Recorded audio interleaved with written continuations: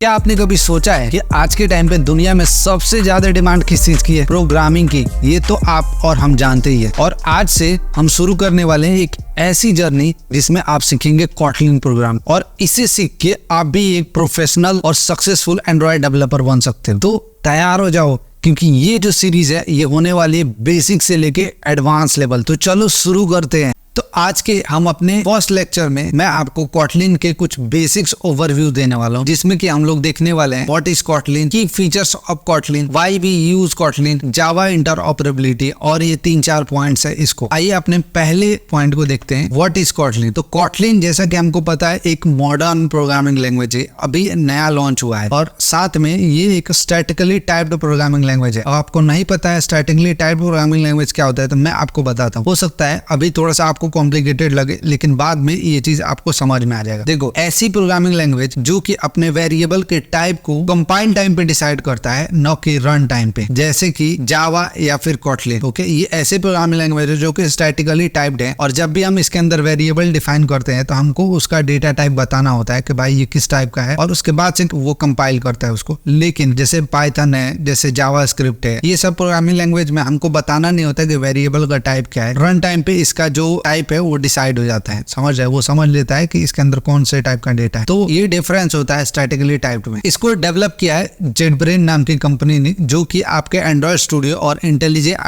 IDE बनाता है। Okay, अब ये जो कॉटलिन प्रोग्रामिंग लैंग्वेज है ना, ये जावा के साथ फुल्ली इंटरऑपरेबल है। अब इसका क्या मतलब है? इसका मतलब ये है कि आप जावा के कोड को कॉटलिन में कॉल कर सकते हो। मतलब कोई ऐसा क्लास या फंक्शन आपने बनाया है जावा में जो कि आपको कॉटलिन में इस्तेमाल करना है, तो आप उसको इजिली इस्तेमाल कर सकते हो। या फिर अगर मान लो आप कॉटलिन में प्रोग्रामिंग कर रहे हो और आपको कभी जावा की जरूरत पड़े, तो आप कॉटलिन के फंक्शंस या फिर क्लासेस को आप जावा में कॉल कर पाओगे। ये फीचर जो है ये कॉटलिन के साथ आपको मिल जाता है। और कॉटलिन पूरे तरीके से जावा वर्चुअल मशीन पे रन होता है। मतलब कि इसका जो कोड है वो पूरा कंपाइलेशन किस पे होता है? जावा वर्चुअल मशीन पे। मतलब कि कॉटलिन का खुद का वर्चुअल मशीन नहीं है, ये जावा पे ही बेस्ड है। अब मैं आपको बताने जा रहा हूँ कुछ की फीचर्स जो कि कॉटलिन के साथ हमें मिलता है। सबसे पहला है कंसाइज एंड एक्सप्रेसिव सिंटेक्स। इसका मतलब ये है कि आप बहुत कम लाइन के कोड में बहुत ज्यादा आउटपुट ले सकते हो in compare to Java. Second, हमें नल सेफ्टी का फीचर कॉटलिन के साथ मिल जाता है। जैसे हम जावा के साथ जब हम कोड करते हैं, तो मान लो कोई वेरिएबल हमने खाली छोड़ दिया या फिर कोई ऐसा एरे बनाया जिसमें हमने कोई डेटा नहीं रखा, और जब हम उसका इस्तेमाल करते हैं तो जैसे खाली अगर वेरिएबल है तो हमको नल पॉइंटर एक्सेप्शन का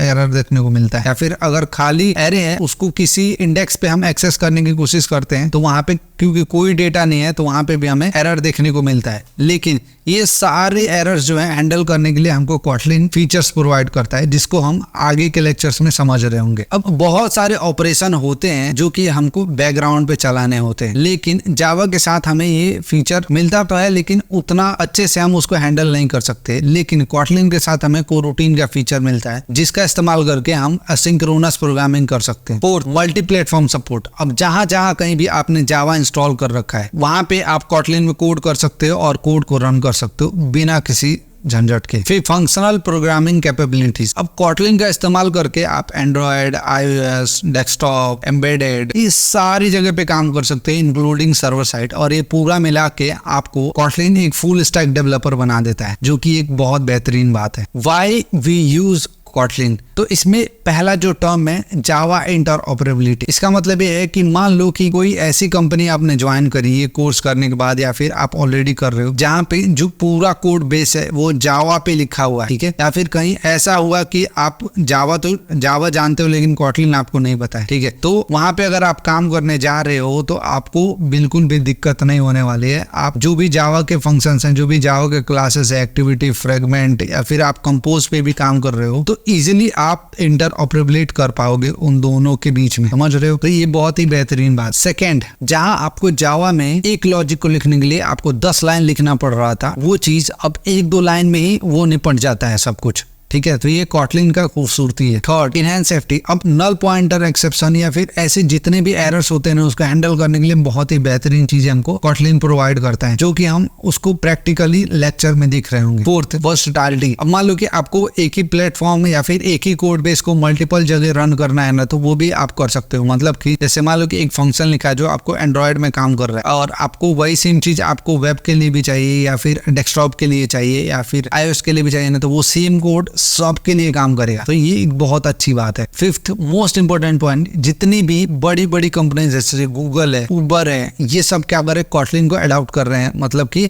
इसकी जो कम्युनिटी है वो अब बहुत बढ़ गई है, बहुत ज्यादा लोग इस्तेमाल कर रहे हैं। तो अगर आप इसमें आ भी रहे हो, कुछ एरर्स आता है, आपको कोई भी प्रॉब्लम आती है, तो उसको इजिली आप रिजॉल्व कर सकते हो या फिर किसी से भी कम्युनिकेट करके उसको सॉल्व कर सकते हो, इंक्लूडिंग मी। तो ये था बेसिक ओवरव्यू ऑफ कॉटलिन। अगर आपको समझ में आया, पसंद आया और आप बहुत इंटरेस्टेड हो कॉटलिन को सीखने के लिए, तो आप मेरे चैनल को जरूर सब्सक्राइब करो, क्योंकि आने वाले वीडियोस और मेरे चैनल पे जो वीडियोस पड़े हैं वो आपको बहुत ही एक्साइटिंग लगेंगे। ठीक है, तो चैनल को सब्सक्राइब कर लो और इस वीडियो को लाइक करना अगर समझ में आया है तो, और बेल आइकन को जरूर ऑन करना। एक चीज और, मेरा व्हाट्सएप ग्रुप जिसका डिस्क्रिप्शन में लिंक पड़ा हुआ है वो जरूर ज्वाइन करना, ताकि आने वाले जो भी वीडियोस हैं उससे आप नोटिफाइड हो पाओ। क्योंकि जब भी मैं वीडियो डालता हूँ मोस्ट ऑफ द टाइम ये होता है कि यूट्यूब आप तक नोटिफिकेशन नहीं पहुंचाता है और आप वो सारी चीजें मिस कर देते हैं या फिर आपको लगता है कि मैं बहुत इनकंसिस्टेंट हूँ। ठीक है, तो आप जाके ज्वाइन करो, उसमें मैं वीडियोस डाल देता हूँ या फिर मैं पोस्ट कर देता हूँ कि मैं वीडियो डाल रहा हूँ, तो वो आप रेगुलर अपडेटेड रहोगे। ठीक है, हम मिलते हैं नेक्स्ट वीडियो में, तब तक के लिए बाय बाय।